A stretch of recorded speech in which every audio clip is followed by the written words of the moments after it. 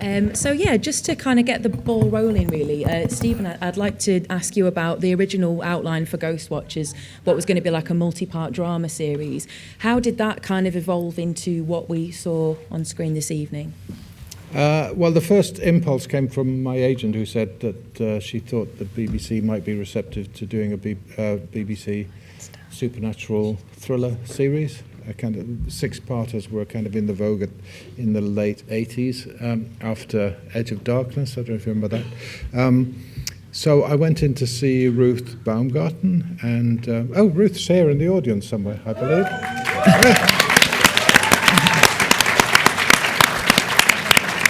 I think they're going to. So Ruth might remember this differently, but it's a long time ago. We all remember it differently.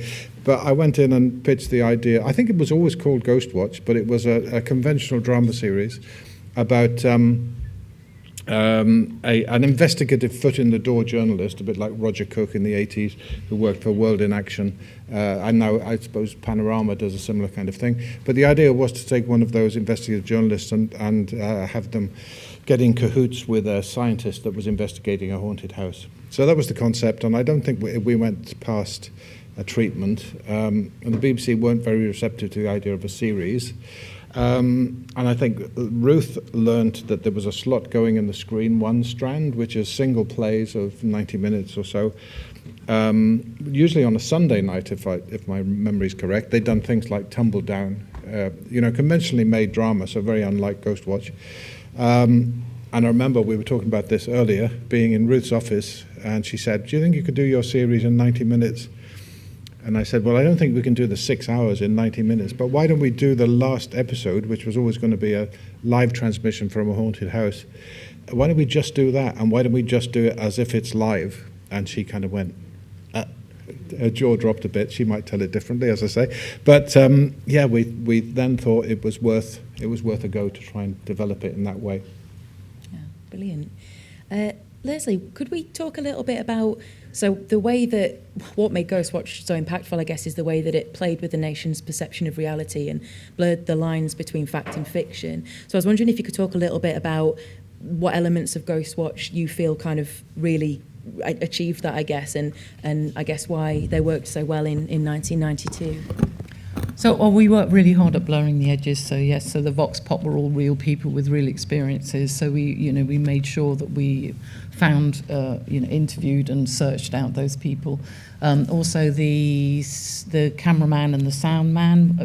It was just not going to work if they were actors that we filmed and then we refilmed their film.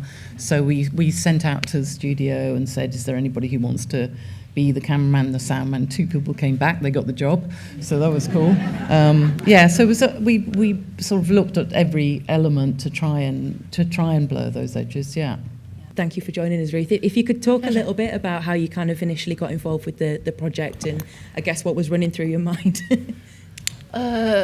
There hadn't been any horror on television for a long time. It was before the whole renaissance of horror, and horror is one of the great popular genres, because it's all, particularly for film and television, because it's all about looking. It's what you see, what you don't see, what's out of frame. Is there anything there? You play. The camera is really one of the main protagonists. So I think it's incredibly exciting for filmmaking. And also at the time, it was shortly after the first Iraq War, when television was hugely part of how that war was perceived. It was almost like it was an actor. It was so cinematic, a lot of it, that you wondered whether some things were staged for the camera, and I'm sure any news person would say it wasn't. But I think it was the beginning of this whole mediatization of news and current affairs, and of the visual reporting. The first fake documentaries started appearing, usually in early evening joke shows, and I thought that was a fantastic area, totally unexplored area for drama. And Stephen, of course, had a fantastic track record in exploring horror in its nuances and its richness. And we started working together, and in the vagaries of politics and, people commissioning editors, heads of drama, changing jobs, with what started as a six-parter, which was, I think, still would be fun if it were made now. Somebody should. All you have to do is pay me. Yeah. Sorry? All you have to do is pay me. And we couldn't make it as a six-parter anymore. I knew the climate wouldn't be receptive to it. And then we played around with it as a single, and then Stephen came up in a very memorable moment saying, maybe you should do it as live.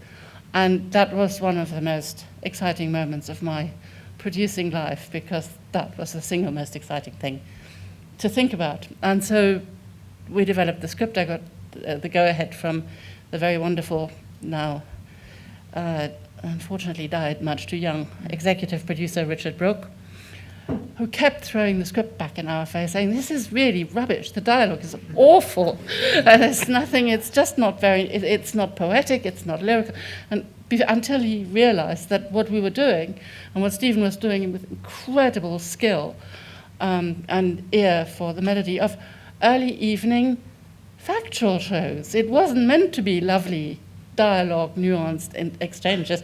It had to give the reality of something happening, probably not, on the spot, as these shows are. So that took a long time, and when it clicked, it did click. When Stephen was working it, and we were having regular discussions, really also thought that it was a fantastic opportunity to talk about television and the preciousness of safeguarding the ethics of television, that you have to think about what people want to watch. You have to think about how you present that. You have to think about the whole structure around it, which makes you be able to trust what you see, and how catastrophic it is when you can't trust that anymore, because it just shatters a shared reality. It becomes very dangerous, because all our lives are mediated by information which is basically not first hands all the time.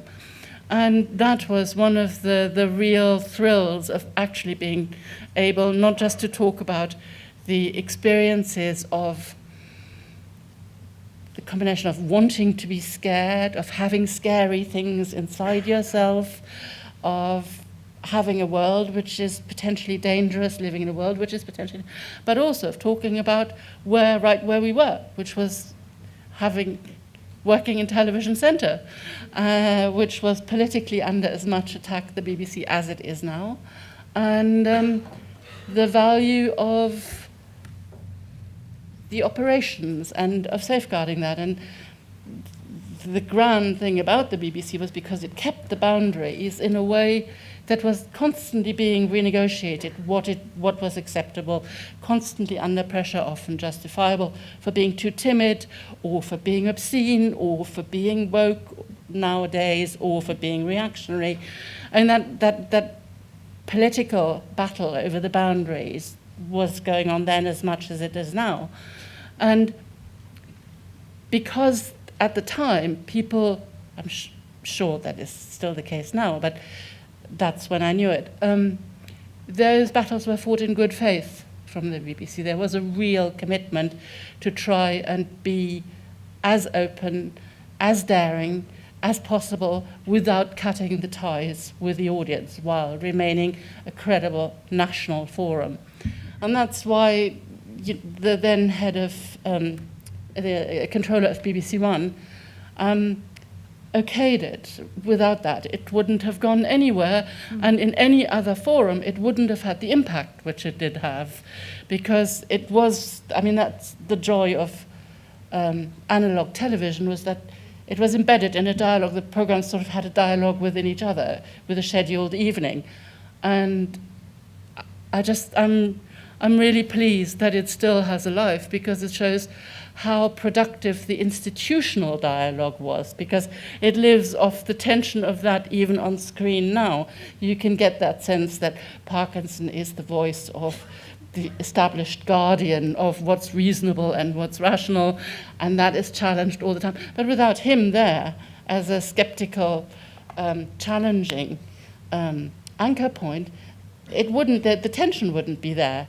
So I'm so glad that it still works for an audience, because for us, I think it was an extraordinarily satisfying experience to make it.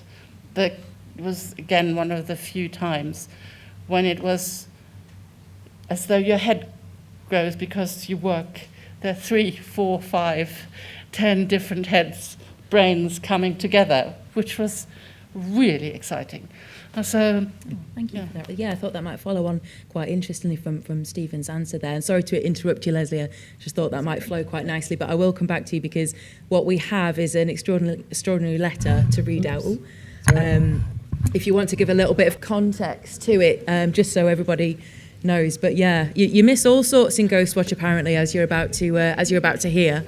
Okay, so we thought it might be fun to read this letter out because my son was 1 when I was shooting this, and he was looked after by Katie, whose mother was a teacher in Hatfield Junior School for 8-year-olds, who all came back on the Monday talking about Ghostwatch, believe it or not. And so she set a school project, and they all wrote me a letter.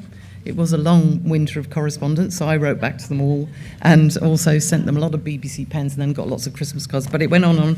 But I just want to read this letter from the first letters that they sent us. So, dear Ghostwatch organisers, I loved Ghostwatch. Me and my family didn't think it was very true, though. It also seemed very organised. I liked the ones where a man woke up and found his kidneys were gone.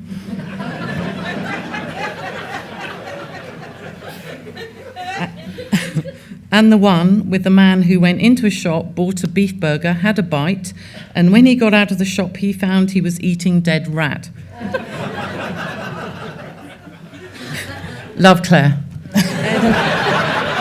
It's astonishing, really, just those finer details, you know, the things that you miss. Brilliant stuff. Gillian, I was wondering if you could talk a little bit, so your role as Dr. Pascoe, really interesting role in terms of you're the believer. You know, there's an interesting dynamic between you and Parky, of course, being the skeptic, you being the believer. So I was wondering if you could talk a little bit about your role, how you approached it, maybe anything to share on that. Well, it all starts with the script. You know, I mean, Parky, because he's so used to and so adept in the studio, was very good at feeling, and you were very good at making him feel relaxed because he was in his home turf, really. And it was tricky sometimes because I was the keeper of the flame of Stephen's script, so I had to sort of make it sound as though it was off the cuff, but obviously I'd spent 8 weeks learning it prior to doing the job. And it would be interesting because Parky had a tendency to go off script occasionally. So I'd have to drag him back, and I think you would help out. Yeah, we used to give him key points that he has to make. Yeah. And then we'd say, and please, Gillian knows the script perfectly, please end up with something that's relevant. That I could grab onto a cue, but it works because it is quite. Hopefully, you know, the whole thing is in stuff like this is trying to get it off the page, really, and you know, did my best, and Parky was just brilliant to work with, and it was a thrill, really, you know, because like most of anybody that's my age had been brought up with it, and with all the brilliant interviews that he'd done, and he still is a much beloved figure, really, and he was so game for it, and so great to talk to in all the longers between the scenes and things. And I think Mary, his wife, he was a bit scared of it, of what it would do to his reputation, I think. But Mary, his wife, was saying, well, no, it's time to do something different, you know, come out of your comfort zone. And I think he did. He really did. He had a go. I mean, and you saw at the end, and he's doing some real acting, you know. It's quite bizarre, isn't it, to watch? Parky is a bit sort of thrown by it. What happened to him? I don't know. Private Eye had a great headline. It said, Parky normal experience.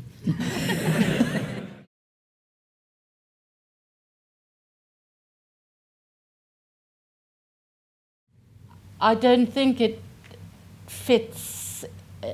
Whether it could be made today, I don't know. I think the audience is so fragmented.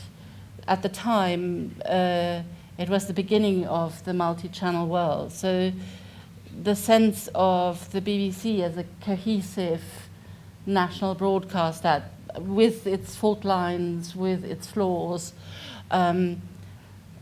was still there. I don't know where you would create such a cohesive experience. I think it sounds flippant, but it's not meant to be. The most recent enormous one, of course, was the funeral of the late Queen, where you had a sense of an event that was put together with extraordinary care to reflect a range of aspects. But it's telling that that's the only thing that comes to my mind, something which is unrepeatable, and obviously the climax of a 70-year reign. So I don't know. I very often think about that, because with Netflix or Amazon, you have an endless stream of content, which unfortunately a lot of the time I forget, because it's always seen under the same circumstances. It doesn't have any of the distinguishing elements of, something that always happens on a Saturday, or an unusual thing that happens on a Saturday in, as I say, the collective experience of schedules. And the absence of any of those restrictions, I think paradoxically, obviously reduces the impact of what you can do, of when you do something. If you can do anything, it doesn't much matter. And I think we have that conversation a lot. I think it has become content, and the power of drama and the power of fiction,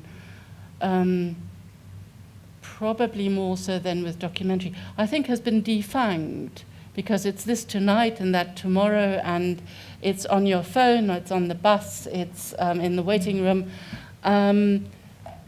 You don't have to run home to catch it, and it's gone. The whole degree of investment of your own energy, of your own life, has vanished. One thing I'd say about the realm between fact and fiction, reality and make-believe, with regard to today, I think I read a quote the other day, and I can't remember it verbatim, but it was something like, when everything is fake, it's not so much that you can't believe anything, but you start to doubt the truth. Mm. And that struck me as very pertinent to today, really, and I don't think that applied 30 years ago. Doubting the truth is part of the landscape now, and I find that really worrying. Mm. Yeah, absolutely. I think for me, one of the scariest thing in the film is not pipes. It's when you realize that you've been fed false information. It's the picture, and you still have, I think that is what I find frightening, that you just actually don't know what's going on.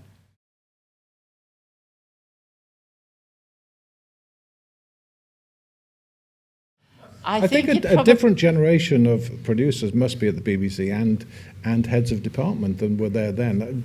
Have they all do they all not know about it, or were they kind of 10 years old then, and did they see it, and did they? I don't know. No, it's an unanswerable question. I have no contact with it. I just know that I had to go and apologise to the nation on television. Oh yeah. For the BBC, having made the BBC break faith with the nation. I think the real tragedy is that it was so ahead of its time. I mean, we have to remember that this is practically pre-mobile phones, pre-Blair Witch. It was Stephen's idea taken up by Ruth, a female working in television, a female producer, which was quite rare then, with a female director and a female casting director. I mean, nobody has ever really...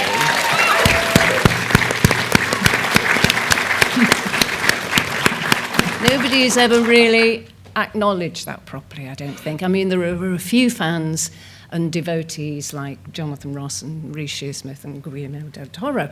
And but that is the tragedy for me. That why isn't Lesley making major feature films? I don't Exactly.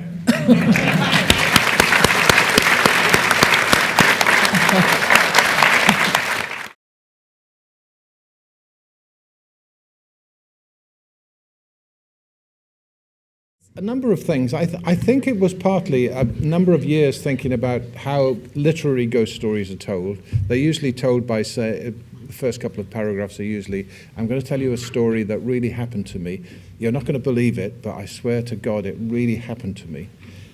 That's how ghost stories usually start, yeah? And it bugged me. What would be the way of doing that on television? Like, I grew up with the Ghost Stories for Christmas, adaptations of Dickens and M.R. James, and I loved all those. But what is the equivalent of saying, no, this really happened to me? And of course, the equivalent is you shove a camera in someone's face and you shove a microphone towards their mouth and you say, what happened to you? So that is the way to tell a ghost story on television. That really is what I was doing. And once that opened up to me as a way to tell a ghost story for television, I thought there could be some fun to be had dramatically with that. And also, immediately occurred to me, as I know it did in Ruth's mind, without me saying anything, that this is a way of talking about how television works and the power of television at the same time. So it was a kind of double whammy in the same idea, if that kind of makes sense. So that's really where I mean, I've grown up on horror. I've always watched horror, always read horror. So I've kind of imbued and by osmosis, kind of like The Exorcist, Night of the Living Dead, The Birds, and all these things are kind of part of my DNA. So underneath all the wonderful surface that of a kind of council estate, kind of Ken Loach realism that Lesley created. There's all the horror tropes are underneath there. Pipes is kind of an amalgam of Norman Bates and Freddy Krueger and anyone else you want to kind of put in a melting pot. So it's all kind of under there. And there's a lot of visceral, quite gutsy, horrible, disgusting, obscene horror talked about. It's kind of off screen, but the ideas are put in your mind, which is always, I think, we talked about it a lot, much more powerful than showing something. So we were, those are the things we were playing about. I've gone slightly off subject, I apologize. I think that's one of the great things about horror, that it's the popular genre where you can talk about tragic, which is tragic. All other popular genres have a happy ending, and horror is the one where you don't have to have a happy ending, where you can show the past eating up the future. I think even more than that, horror is the genre where death isn't necessarily the worst thing that can happen. Exactly. Absolutely.